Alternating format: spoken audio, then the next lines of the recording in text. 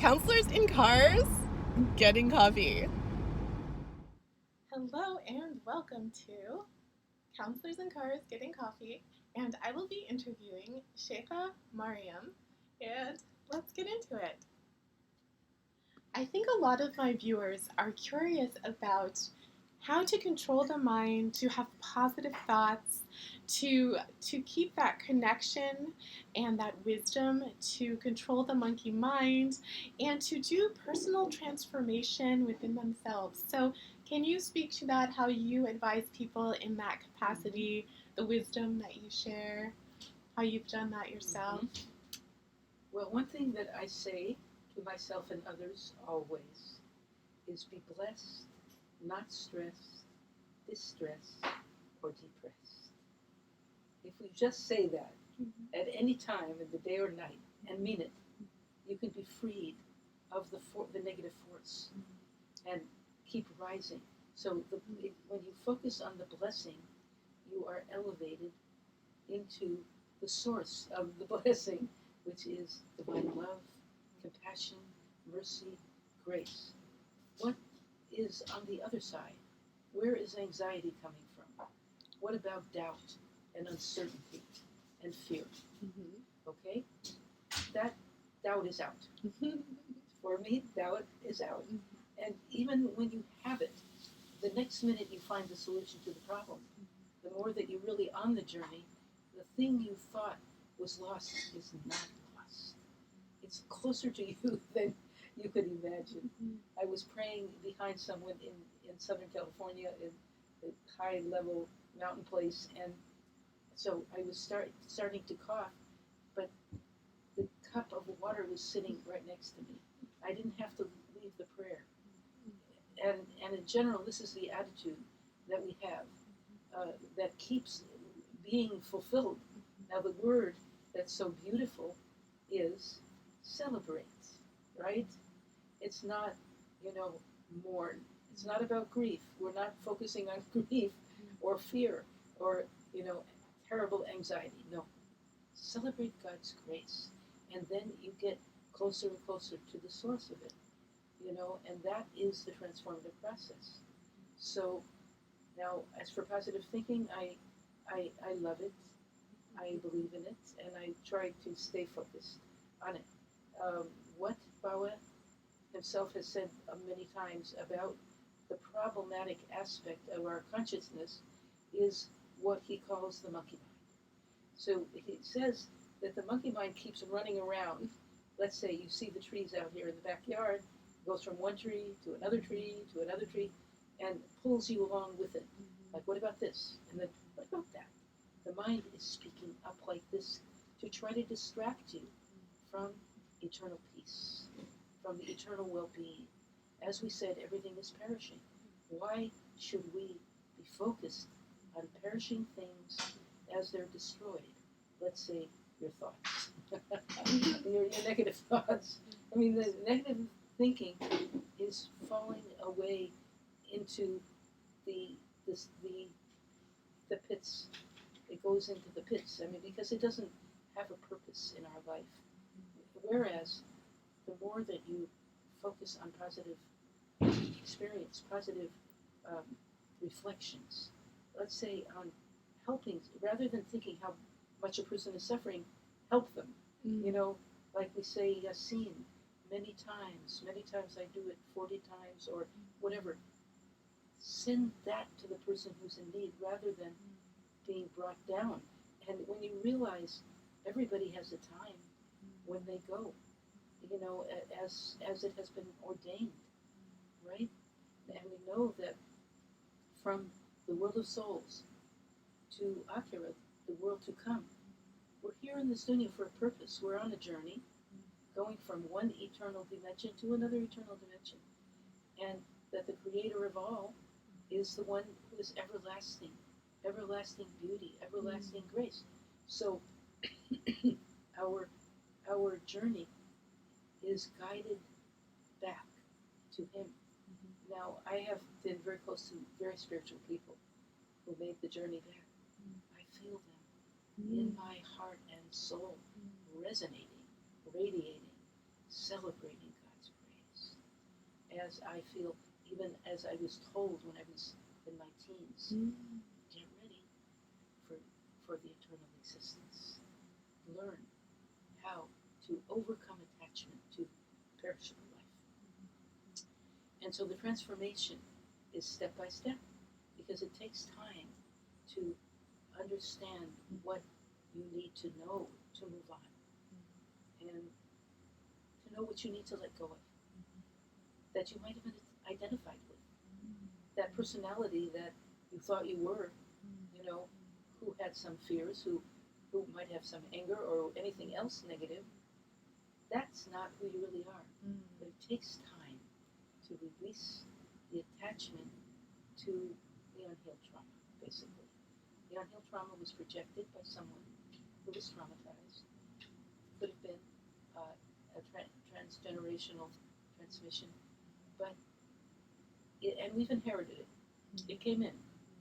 It got a certain implantation, but it's not real, and it doesn't have to go on and on like that. You don't have to carry it around. When are we ready to let go of these, distractions and pains, psychological difficulties, and stay very focused on the fitra, which is eternal grace, that our true nature. Now it says in the hadith that Islam, the true nature of Islam, is your fitra when you're in alam al-arwah, the world of souls. That's your true nature. Okay? Now let's understand. And that's why my stepmother and my teacher said, she's always been like this. That means that when you hold your hands over your heart and feel what has been implanted in you from before you ever existed in this world, and treasure that blessing, that grace that has been transmitted. And then, as we go along, the rain of grace keeps descending. That's why I rarely put my hands down, because I want to get it. Not only that, swim in it, and then give it, share it.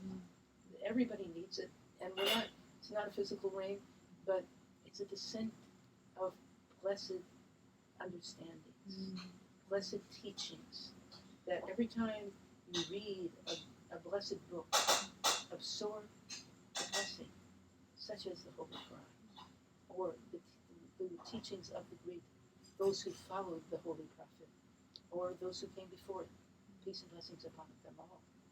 Those who have been on this path forever, as we hope we are, eternally engaged. And then there's a battle to be fought as well. You have to decipher, discern, even within, certainly mostly within yourself. Where is your mind taking you on any day? Stand back, sit back, sit in a place like this, and just don't go anywhere, and ask God, where am I now? Who am I? Now, what Sheikh Ba'am Haydeen radiallahu anhu said to me, that I always said, and he said to other people, but I always said it, is one word: Alhamdulillah. And by hearing that, by remembering that, I know that is what I must do. We must all do it. That means, and what does it mean? All praise be to God. Okay, now suppose you feel some difficulty you have, or someone has. Your hands are raised and you say, Alhamdulillah, Alhamdulillah, Alhamdulillah. Or you say, Astaghfirullah, Astaghfirullah, Astaghfirullah. Or Subhanallah, Alhamdulillah, Allahu Akbar. And if you speak another language, say it in that language. But what you say, as the words are uttered, your inner being is transformed by the light of their meanings, of that transmission of grace. And so that's the transformative factor. And you can't say, even when they said she's always been like this, I didn't think I'm going to go back, and I didn't think they were talking about the unhealed child, which I have and know about, but they're talking about the spirit of the soul that comes from God and goes back to God, and that's our journey. But we need to discover the wealth of grace in that in the soul, and learn how to be stabilized in our meditation, in our prayer. That when we bow down, we realize the depth and significance of our surrender to God. And when you serve anyone, when you help anyone in need, realize that that's ibadah. So just try to understand, take any of the phrases of the Holy Quran and absorb it, and see, how does that live within you? How does that become ultimately the truth of your being? And I think that's our journey, our transformative journey, like step by step. Each, as Bawa pointed out, and other teachers also tell us, that every step you take takes you to another level of understanding of what you believe that you know, so that you may come to a whole different understanding by the time you're ready to leave. And I know that Sheikh Maryam, for example, took me into retreat, into halwa, many, many times. And every time I meet the Lord in a deeper dimension of praise and gratitude is a very, very important element. So we say, celebrate and be grateful for everything that you're given, including the difficulties. Because another very important phrase is that surely with the difficulty comes the ease. So in terms of what a lot of people are going through now, our prayers must be vitally conscious and aware of the difficulties, and pray for the ease. Recite Surah Yasin for everybody. How many people are struggling? We're not going to deny that. It's only a matter of, becoming witnesses to God as we accept the challenges that He gives us. And that's called shaheed. So may we be observers and witnesses and grateful witnesses of everything that God is giving us. Beautiful. Including each other. Very much. Thank you. That is a beautiful thought to just complete our wonderful wisdom exchange, and so much love and just beautiful points on all aspects of life. So may we all be on this path, be enlightened, be illuminated, have open hearts, and flow this divine love into our lives, remembering what is real and true, and our reason for being and our path eternally. So, Amen. So thank you. Thank God for this beautiful day and this meeting, and surely, God willing, we will have more. So stay tuned, and we will see you again soon. I'll do one more thing, which is just say something else. We'll complete this session with something.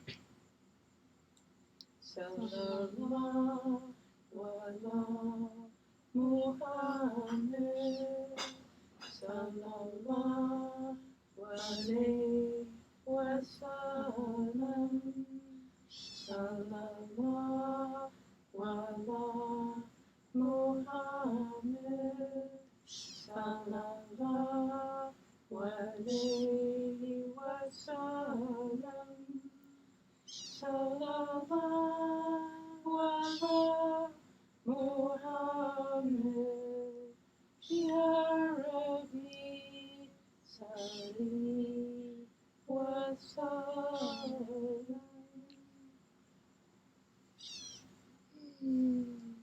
Peace and blessings be with everyone. Amen. Amen.